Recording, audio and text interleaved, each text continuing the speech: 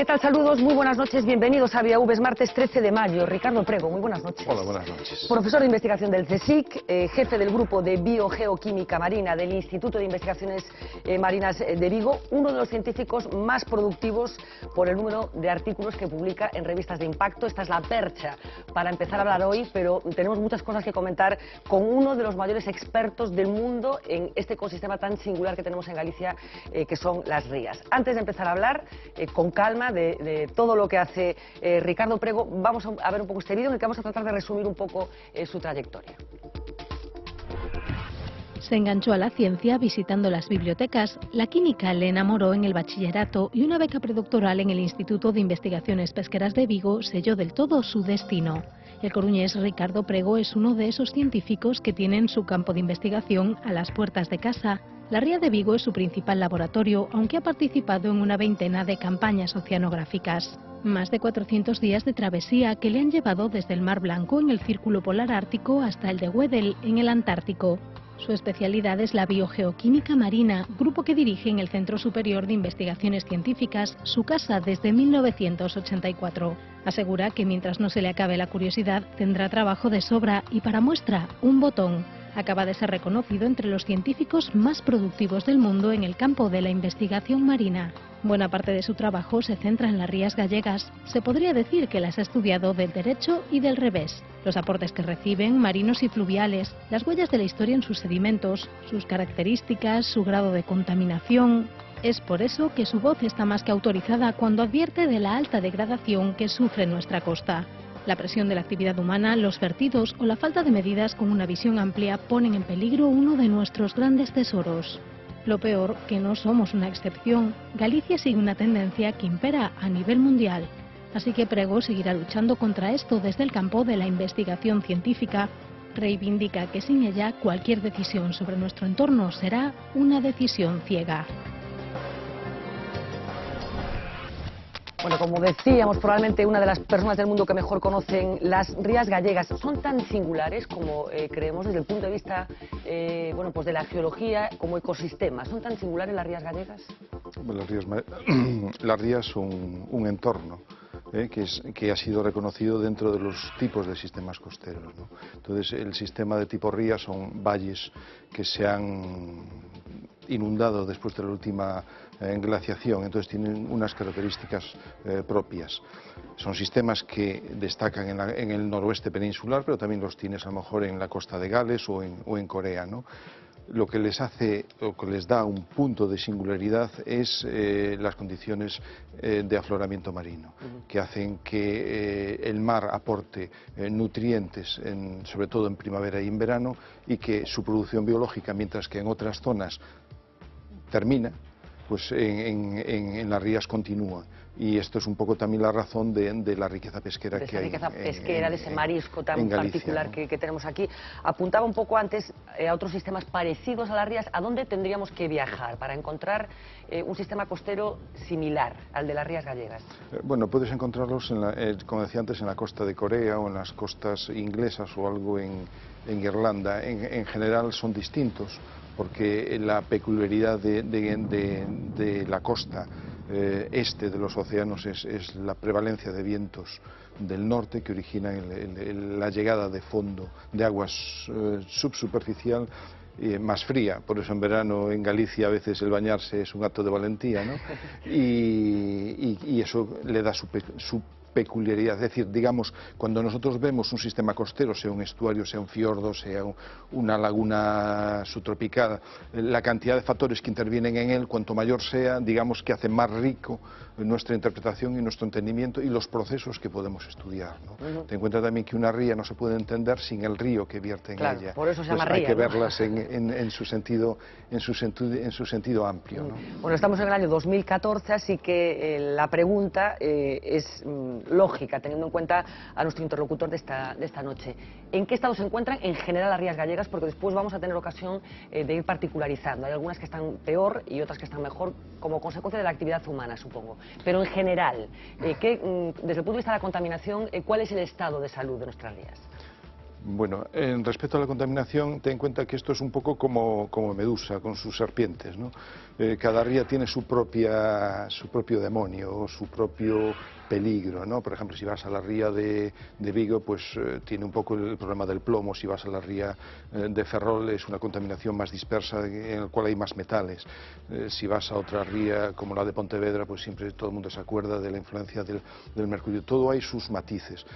Yo soy inorgánico y miro las cosas un poco a los elementos de la tabla periódica que son inorgánicos, pero también hay contaminantes orgánicos, hay hidrocarburos, que también influyen en la contaminación de las rías. En general, pues tienes una amplia variación de gradaciones. Para mi gusto, las rías del norte, Ortigueira, Viveiro y Barqueiro, son las más prístinas, las menos contaminadas, las que pueden servir una referencia. Sí, en parte porque ha intervenido menos directa e indirectamente el hombre. Después tienes las rías bajas, la ría de Vigo y las rías medias como la de Ferrol, que son para mi gusto las más alteradas y digamos las más destruidas, entre comillas. La de Ferrol por la extensión de la contaminación y la de Vigo porque no hay tanta contaminación, pero es más intensa y está más focalizada. Después entraremos un poco más en detalle de esos niveles de contaminación de las rías, específicamente de la de Vigo, que han lanzado una alerta bueno, pues muy contundente, advirtiendo que puede estar a punto de hacer crack en algunos aspectos. Este invierno pasado hemos tenido bueno, pues un invierno especialmente duro, con una concatenación de temporales que afectaron de una forma muy particular a nuestra costa y con la desaparición de algunas playas. Algunos ejemplos han salido en los medios de comunicación y algunas reacciones inmediatas por parte de las autoridades que siempre están dispuestas a resolver estos problemas con carácter inmediato. Hay que preocuparse cuando en una ría gallega o en la costa gallega sucede esto, que como consecuencia de un temporal, bueno, pues una playa desaparezca. Bueno, un medio costero es un medio dinámico. Vivo, claro. Con lo cual el mar trabaja, los ríos trabajan y además nosotros como especie trabajamos ahí, ¿no? Entonces nuestra costumbre es que nada cambie, que haya unas normas de la lengua que está en la Real Academia, que se mantenga la lengua y es la misma idea que tenemos con nuestro entorno, que todo permanezca como está, ¿no? Pero el mundo es mucho más vivo que lo que nosotros queremos hacer y a veces nos lleva a la contraria, ¿no? Yo no soy sedimentólogo, no entiendo, no trabajo en playas ni en regeneración de playas, pero puedo hacer eco de lo que decía el presidente de la Asociación de Oceanógrafos, de que el mar se lleva la arena y el mar devolverá la arena, ¿no? Yo te comentaba antes de empezar el programa que este fin de semana había estado en la zona de la playa de las Catedrales y me decía un pescador que cada 7 años suele haber unos fuertes temporales y que el mar se lleva la arena y que después son años buenos de pesca porque quedan las rocas al desnudo, hay algas y ahí pueden criar los alevines. Entonces yo le digo, bueno, ¿y después qué pasa? Pues el mar va devolviendo la arena. O sea, entonces a veces hay que tener paciencia, que está bien que suceda. Hay que tener paciencia porque el mar funciona de esa manera, ¿no? Hablaba antes de esa conversación que tuvo este fin de semana en la playa de las Catedrales. Yo no sé qué parte qué papel juegan los paisanos, la gente que vive en ese entorno, que lo conoce y que ha recibido una información que probablemente se lleva transmitiendo de generación en generación. ¿Qué importancia tiene para un científico que ve ese entorno con otros ojos distintos? ¿Escuchan a la gente cuando bueno, pues hacen sus campañas y sus investigaciones en el entorno de las rías? ¿Es importante la información que ellos transmiten? Yo normalmente cuando planteo un proyecto, pues yo qué sé, el de las rías del norte, por ejemplo, pues normalmente antes de escribir la solicitud de proyecto para ver si consigo financiación, pues me gusta darme un paseo por la zona con calma, tal vez con algún colega, vemos las distintas partes que pueden ser interesantes, ver qué río se puede muestrear, cómo se puede coger muestras de sedimento, en qué medios podemos mover y me gusta charlar con la gente del lugar porque tiene la experiencia de años de estar en la zona. Entonces hay aspectos que pueden ser interesantes, pues te puede decir, bueno, sí, las márgenes de los ríos no están nada cultivadas o aquí pues el mar se llevó esta otra zona. Entonces a veces te da sugerencias, te da ideas, te da pistas de lo que te puede ayudar cuando tú planteas un estudio con conocimiento de causas, con un planteamiento científico, ¿no? Eso es importante. Hablaba antes de que tendemos a querer que nada cambie y que las cosas permanezcan inalteradas, pero si echamos la vista atrás, lo comentábamos también antes de empezar, y vemos fotografías no tan lejanas de cómo era nuestra costa hace no tantos años, pues la verdad es que el cambio ha sido espectacular. Yo no voy a poner ningún adjetivo en positivo o en negativo. Me recordaba, usted trabaja en Vigo, pero es de A Coruña, cómo ha cambiado la playa de Riazor y de Lorzán en estos años que han transcurrido desde que usted fue niño, ¿no? O sea, hay una intervención a veces demasiado agresiva en el entorno como consecuencia de convertir casi una salita en nuestro salón las playas y el entorno costero. Bueno, cuando nosotros trabajamos contaminación o cuando estudiamos el medio siempre nos gusta tener una referencia y las referencias son pues el estado natural, las zonas no contaminadas. No solo para tener una referencia, por ejemplo, en el nivel de metales, cuántas veces supera el valor de fondo natural, sino también cómo ha cambiado la costa. Y la referencia, pues podías hacer un ejercicio de imaginación y decir, bueno, ¿cómo era la costa gallega hace 6.000 años? Entonces, si eres capaz de imaginártelo, las especies de árboles... ¿Cómo era? Pues totalmente distinta, por lo menos nosotros no estábamos aquí, entonces te puedes dar cuenta de lo que sucede cuando tú en las márgenes de una ría las asfaltas y montas una ciudad con 300.000 habitantes. Entonces, si ahora te dijeran, bueno, vas a montar esa ciudad en ese sitio, probablemente la planificación sería totalmente distinta, ¿no? Entonces, a veces no nos damos cuenta de cómo cambian las cosas y necesitamos referencias para saber lo que ha variado, ¿no? El vuelo americano del año 56 nos da una referencia de cómo era la costa, cómo era, por ejemplo, la ría del Burgo, ¿no? Ahora con toda la polémica de los fangos y con el proyecto que tenemos nosotros en la ría de La Coruña y de Cedeira, ¿no? Entonces te das cuenta de que a veces se hacen rellenos, se construyen urbanizaciones y no se piensa en el entorno costero. Se da la sensación de que esto termina donde llega el límite del agua. Pues claro, ese medio haces unos vertidos que no se deben hacer, ha habido una contaminación importante cuando no se consideraba que eso pudiera afectar al medio, que queda ahí. Es decir, tienes un problema heredado. Por ejemplo, en el caso de la ría del Burgo hay contaminación por mercurio en determinadas zonas, entre otros elementos, ¿no? Y después también hay, lo que te comentaba antes, impactos indirectos. Uno piensa en la ría del Burgo como hasta donde llega el agua, pero lo que sucede en la presa de Cecebre tiene impacto en la ría del Burgo. Si tú embalsas un río, le quitas fuerza a su corriente, entonces las partículas finas se acumulan dentro de la ría del Burgo. Claro, si tú además tienes un embalse claro, que es muy productivo en materia orgánica, que está totalmente eutrofizado, y tienes un embalse que a lo mejor lo tienes invadido de cangrejo americano, que te produce mucho, que libera lo que excava muchas arcillas, pues eso todavía te hace más daño. Con esto quiere decir que para tú resolver un problema en una zona como puede ser la ría del Burgo, tienes que tener un buen conocimiento de la causa. Si tú no eliminas o palias la causa, pues tú puedes retirar sedimentos y al cabo de 5 años los vuelves a tener. Bueno, hablamos de Galicia, de esa singularidad que de alguna manera representan las rías, pero también como consecuencia de su posición geoestratégica, bueno, pues esto es un auténtico pasillo de determinados barcos con determinadas cargas y tenemos ejemplos de abondo que decimos aquí, bueno, pues de accidentes, el último, el Prestige, convertidos de sustancias que supongo que no le va muy bien al medio ambiente. ¿Queda algún rastro de todos esos vertidos?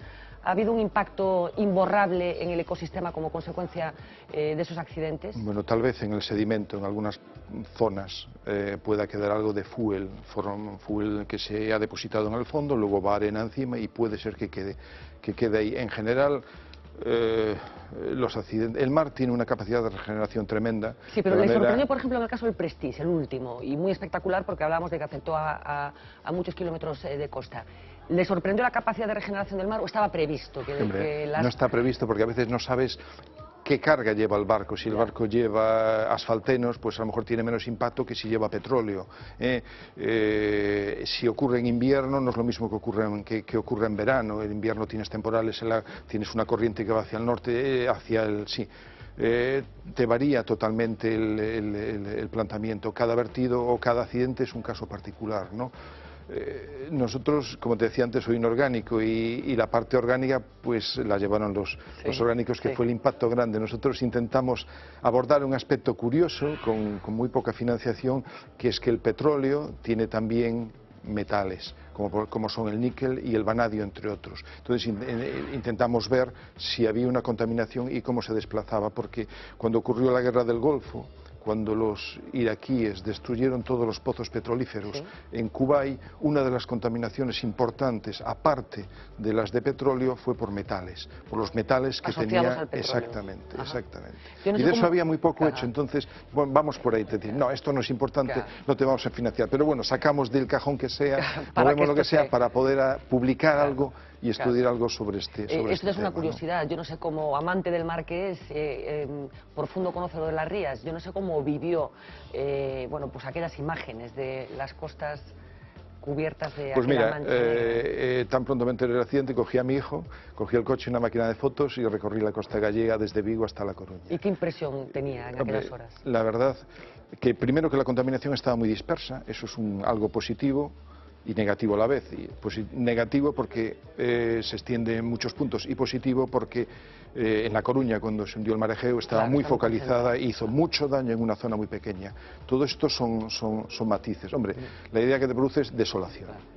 Es desolación, ¿no? Terrible, con ganas de llorar. Bueno, vamos a hacer una conexión porque decíamos que nuestro invitado de esta noche, como ya está quedando de manifiesto, es un gran alertador de la situación en la que puedan estar las rías como consecuencia de la contaminación y como consecuencia de nuestra forma de vida.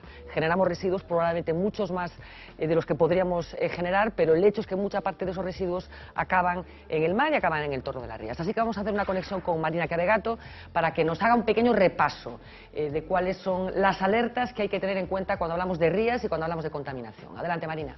Pues nada, cuando hablamos de las rías gallegas, en las que son las que hay más actividad portuaria y también de astilleros, las que tienen un mayor nivel de contaminación por cobre, sabiendo que esto es fácil de adivinar, que el número 1 de este ranking de contaminación lo ocupa la ría de Vigo, seguido por la parte interna de la ría de Ferrol. En el tercer puesto está el entorno del puerto de Marín, en la ría de Pontevedra, y en el cuarto el puerto de A Coruña. En esta investigación queda claro que la construcción y el fondeo de buques dejan una fuerte huella de cobre en el ecosistema. Este metal se aplica a los barcos en la pintura de los cascos, lo que explica su difusión en el entorno marino. Su presencia es dañina cuando se registran altas concentraciones. Es el caso, por ejemplo, de estas 4 rías que superan en 6 veces los niveles normales. Llama la atención también la alta contaminación de las bahías de Rianxo o Grove o el entorno de Noia, a pesar de que en estas zonas el tráfico de buques es mucho menor. Sus altos niveles podrían explicarse por el aporte de cobre desde el litoral o a través de los propios ríos. Las buenas noticias son para las rías del norte. La de la zona cantábrica tienen los niveles más bajos de cobre de nuestra comunidad y, según el CSIC, son las más impolutas, Fernanda, y próximas a su estado natural. Gracias, Marina. Bueno, antes hablábamos un poco de esto. Le quiero recordar una frase que usted mismo le pronunció a pregunta de un compañero de La Voz de Galicia, de Jorge Lamas, hace un tiempo, sobre la ría de Vigo. Dijo exactamente: la ría de Vigo es una mina, un gran negocio que permite vivir a mucha gente, pero que va camino de no soportarlo todo y al final hará crack por alguna parte. Seguimos en este escenario, esta frase tiene un tiempo ya. Yo no sé si la situación es tan alarmante con respecto a la ría de Vigo. Hay dos palabras que a veces permiten entender un poco esto: una situación de equilibrio o una situación de armonía. Una situación de armonía es que en la cual se enganchan las distintas actividades de modo que se complementan y se ayudan unas a otras. Si tú no tienes esta armonía y tienes distintas formas de actuar en una ría, pues pueden ser puertos deportivos, pesca, acuicultura, distintos aspectos. La cuestión, si están en equilibrio y no se armonizan, pues probablemente unas acaben haciendo daño a las otras. Esa frase, para mi gusto, sigue teniendo la misma actualidad que cuando la comenté, ¿no? Eso un poco va a alertas y planteamientos europeos con lo que son los grupos de acción costera, cuando se crearon por la Unión Europea. La cuestión es sentidiño y quienes tengan que tomar las decisiones, pues que intenten armonizar armonizar todo lo que hay, ¿no? Antes, cuando comentabais lo del cobre en las rías, pues sí es cierto, probablemente es algo, probablemente el contaminante más extendido en toda la costa gallega. El cobre no es un elemento que tengamos que temer en principio, porque es un elemento bioactivo que nosotros necesitamos para... Depende de la concentración, supongo, ¿no? Sí, depende de la concentración, claro. por eso. Y tampoco es tan ajeno a nosotros, porque el sulfato de cobre se utiliza para las viñas, el sulfato de cobre se utiliza para las piscinas como fungicida, es decir, no es tan ajeno a su utilización, ¿no? Y en eso, a veces cuando me haces preguntas y estamos comentando aspectos de contaminación, hay un aspecto que no me gustaría dejar pasar, es decir, mi trabajo es considerar las rías como compartimentos biogeoquímicos. Yo no busco un estudio de la contaminación, a veces ese estudio sale como consecuencia de ello, es decir, las rías son algo mucho más variado y mucho más interesantes, científica y no científicamente, para a veces ver solamente el aspecto de la contaminación. Sí es importante porque hay que evitar la contaminación, porque hay una degradación continua de las rías. No, ahora está de moda decir cuáles son las 12 ciudades más contaminadas, de aire más contaminado, ¿no? Bueno, pues en la ría, dentro del agua de la ría, aunque el smog es un término que se utiliza para la atmósfera, también se puede decir que existe. En un momento determinado en que nosotros sabemos que la circulación de las rías, del agua, el intercambio con el exterior se ralentiza, digamos que los contaminantes que se vierten aumentan su presencia en las rías, con lo cual se puede decir que hay un smog en determinados momentos y que es muy importante el conocimiento de las rías, ¿no? Y claro, yo me puedo enrollar con una persona, pero en ese aspecto, el conocimiento del medio no es algo ajeno a nosotros. Es decir, cuando se habla de lo que es cultura, ¿qué es cultura? Bueno, cultura es la literatura, cultura es la arqueología, sí, pero cultura es el conocimiento del medio, la fauna, la flora, la geología de la zona, cómo funcionan las rías. Eso también hay que verlo en ese aspecto, ¿no? Y es importante tener esa cultura, porque una persona que tenga que tomar decisiones en un momento determinado, si no tiene un buen conocimiento del medio, sus decisiones es fácil que sean equivocadas, ¿no? Conocimiento del medio que yo no sé si tenemos, ya no hablo de los científicos, que supongo que sí, no hablo ni siquiera de los gobernantes que tienen que tomar algunas decisiones, bueno, pues para preservar el entorno. Yo no sé si los que residimos aquí tenemos el conocimiento suficiente y necesario de este entorno, que supongo que también ayudaría a exigir que las cosas vayan como tienen que ir. Normalmente exigimos cuando hay una catástrofe. Claro. En el momento en que hay una catástrofe, por ejemplo la del Prestige, es increíble la lluvia de millones que ha caído para investigación. En esos aspectos es como un maná caído del cielo, ¿no? Pero hay otros aspectos que son más subliminales. Por ejemplo, nosotros hemos hecho un trabajo en colaboración con la Universidad de Vigo sobre el arsénico en el sistema Río-Jones, Ría de Laxe, ¿no? Se publicó en el 2011, no tuvo mayor trascendencia en la sociedad, pero en un momento en que se intenta hacer una explotación minera de oro en Corcoesto, pues ese artículo puede tener interés. No está pensado ni para que se haga la explotación ni para que no se haga, simplemente esa información te sirve para decir, esto es como está el sistema. Veremos si, en caso de hacer la explotación, al final lo dejas como estaba o no. O bien, en el momento en que tú tengas que decidir si va a haber una explotación minera o no, tengas en cuenta la importancia del impacto del arsénico en la zona.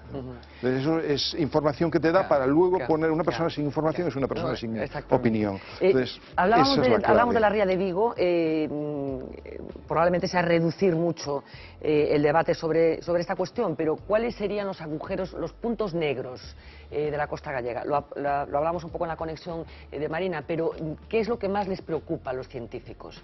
Comentamos también la ría de Burgo, los famosos lodos. ¿Dónde está centrado el foco de preocupación mayor?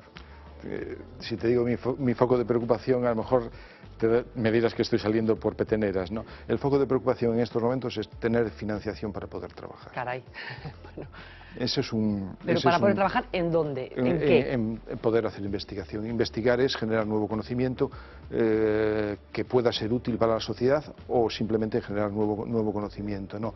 Te lo digo porque nosotros nos movemos en convocatorias públicas y son convocatorias normalmente que consigues financiación para trabajar 3 años. De manera que si no tienes financiación es difícil que puedas investigar, ¿no? Entonces eso es un poco el agujero negro que tenemos ahora, que muchas veces se confunde lo que es política económica con política científica, ¿no? Pero dentro de, ya yendo directamente a tu pregunta, ¿qué es lo que puede preocupar en la Ría de Vigo?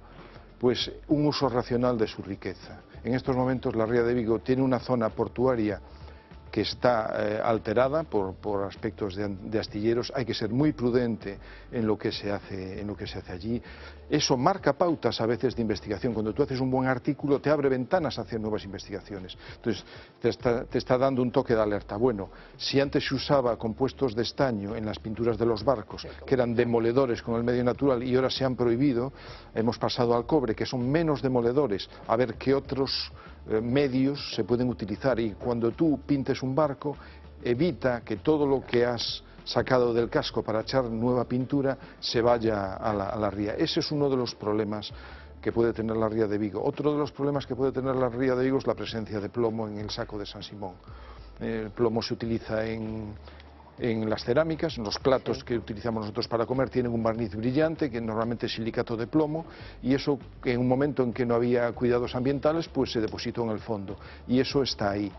La noticia mala es que está, la noticia buena es que normalmente es el plomo está muy unido al silicato, entonces difícilmente pasa al medio, pero al final acaba pasando. Entonces eso es uno de los temas que hay, ¿no? ¿Y los lodos de Oburgo? Que quería preguntar por ello específicamente, bueno, porque está todavía pendiente después de ese lío que se montó con la visita. Si tú paseas por la Ría del Burgo, pues te llama mucho la atención de esos lodos, ¿eh? En el sentido de que, hombre, tienen un cierto peligro, que porque alguien se lo pueda tragar un lodo, aunque nosotros en el proyecto que hemos tenido, nuestros colegas de Lisboa, del INMA, hay uno de ellos que es experto en coger muestras en esas zonas, pues se metió por toda esa zona y nos sacó un cilindro de 60 centímetros de sedimento para ver la historia. Todo, ¿no? Bueno, estamos ahora mismo con algunos datos, pero sí, sacamos en Ferrol y en Coruña muestras y las dos están contaminadas por metales. En otras rías como... ¿Pero algo sorprendente que no esperaban?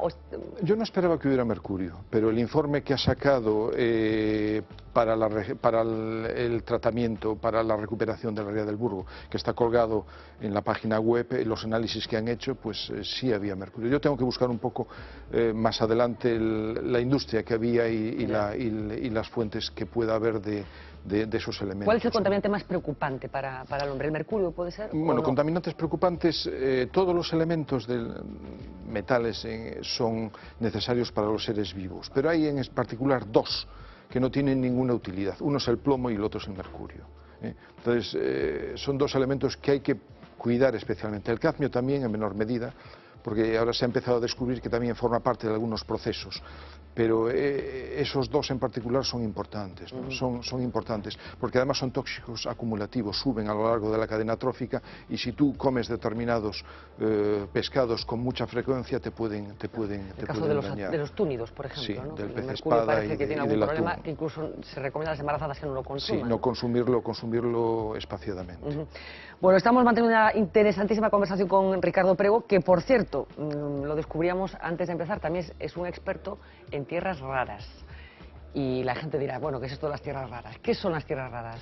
Bueno, las tierras raras ha sido un hobby que hemos empezado a trabajar como químico inorgánico a partir de 2007, porque una profesora mexicana que vino a hacer la tesis conmigo trajo unas muestras que había analizado tierras raras, se las analizaron en Rusia. Entonces estuvimos trabajando que parece el título de una película de Haneke. Sí, en la bahía de Marabasco, que fue su tesis doctoral. Entonces después ya, picado por la curiosidad, seguimos trabajando en el tema y vamos publicando, porque no tenemos una financiación específica para exactamente ello, ¿no? ¿Qué son las tierras raras? Las tierras raras son unos elementos de la tabla periódica que tienen unas características muy parecidas. No son raras, es decir, no son extrañas, sino que fueron en su momento tierras porque eran óxidos, en inglés, y raras pues porque no eran comunes y eran difíciles de aislar, ¿no? Pero nuestra civilización o nuestra cultura actual no puede vivir sin las tierras raras. Las tierras raras están en los móviles, algunas de ellas, las tierras raras están en los televisores planos, las tierras raras están en los frigoríficos porque los motores pueden ser mucho más pequeños. Pues aquella extravagancia cuando se descubrieron en las su tierras momento, raras están en los billetes de euros para proteger su falsificación. Está el europio en concreto, cuando lo pasas por la luz ultravioleta coge colores diferentes que sirven para autentificarlos. Forman parte de nuestra vida cotidiana, o sea, que y que es en estos el momentos, oro claro, de eso hoy iba a en decir, día. en estos momentos son codiciadas, supongo, las Son tierras codiciadas, raras, ¿no? y además China es la principal productora de tierras raras y hasta cierto punto domina el mercado, y a veces ha habido hace poco un intercambio de opiniones entre China y Japón y Corea también, porque una cuestión es quiénes fabrican las últimas tecnologías electrónicas y quién suministra parte de esos elementos, ¿no? Y en Galicia, pues nosotros, geólogos holandeses habían señalado que el monte Galiñeiro es particularmente rico en tierras raras y concreto, podría ser ¿en concreto? explotable.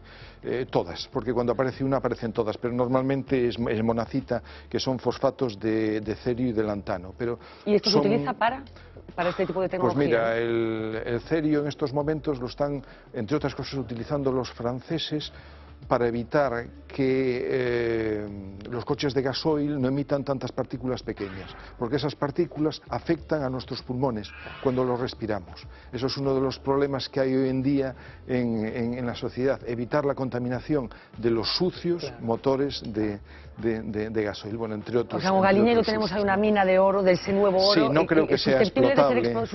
Puede ser susceptible de ser explotable, pero en el caso del Galiñeiro está también, como sucede en algunas minas, abunda el torio. El torio es un elemento radiactivo, ¿no? Yo te comentaba antes de que el sedimento de la ría de Vigo es radiactivo. No llega a niveles que sean peligrosos, está aproximadamente en la mitad, porque nosotros cuando trabajamos en eso, pues sacamos una publicación en una revista de radioactividad y ahí quedó. Entonces, de manera que nosotros todo lo que vamos trabajando lo vamos publicando para que quien quiera acceder a ello sea libre. Digamos, es nuestra respuesta al dinero que nos dan.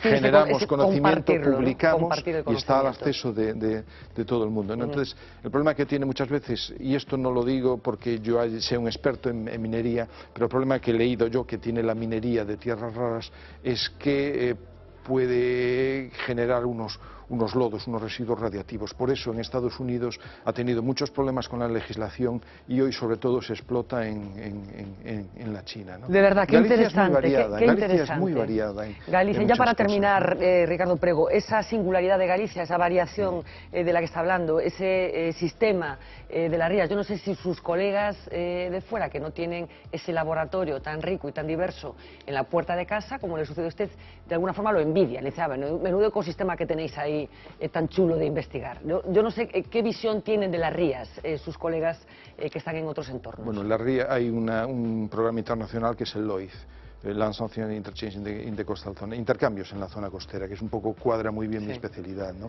Y cuando tú vas a trabajar años atrás, pues tenía situado Vigo por la ría de Vigo, porque se había investigado bastante en ella como ejemplo de tipo ría, ¿no? Sí hay envidias, envidias sanas, ¿no? Por ejemplo, yo, una de las personas con las que ha contactado conmigo fue Graham Evans, que es un sedimentólogo ya es emérito, que trabajó en el Imperial College y estaba muy interesado en la ría de Vigo y en su evolución. Yo tengo publicados varios artículos con él, entre ellos una definición de lo que es un sistema tipo rías, ¿no? Ten en cuenta que las rías, la definición nace de finales del siglo XIX, cuando un alemán, von Richthofen, que tiene el mismo apellido y es pariente del Barón Rojo, estuvo en Galicia y dio publicidad internacional o contenido en inglés a la palabra ría. La palabra ría era una palabra gallega y él ha dado un contenido internacional, de manera que tú vas a un ría es una palabra marino, que es como siesta, ¿no? Vas a un diccionario marino y dices definición de ría. Entonces ya existe en inglés una definición de ría y de tipo ría, y eso nació con esa visita de hace ya siglo y pico, ¿no? De verdad, estaríamos aquí toda la noche hablando con Ricardo Prego. Tendremos ocasión seguro de volver a compartir espacio televisivo con ustedes. Es un auténtico placer, de verdad, hablar con gente que tiene cosas que contar y, como siempre, poniendo en valor gente que está en Galicia haciendo cosas. No solamente hablamos de crisis económica, sino que hablamos también con personas, como decimos, que hacen cosas tan interesantes como esta. Muchísimas gracias. Agradezco vuestro interés, no solo por mí, sino por todos los científicos que trabajamos. Muchísimas gracias, de verdad. Muchísimas suerte, y aquí está la puerta abierta siempre para hablar de estas cosas. Muy buenas noches. Vamos a hacer una pequeña pausa de publicidad, enseguida hablaremos de las cosas que sucedieron este martes, incluida la despedida de esa mujer que ayer era asesinada a tiros en León, Isabel Carrasco. A la vuelta de publicidad. Por lo tanto, non confunda vostede a ciudadanía, é peor, non xogue ca honra das persoas, non llo vou a permitir. Pareceme profundamente injusto imputar directamente a un ministro de Fomento decisións que estou convencido que el como tal non tomou. Un Partido Unido que sabe que ten un só enemigo, que son as malas ideas que hoxe gobernan a Galicia.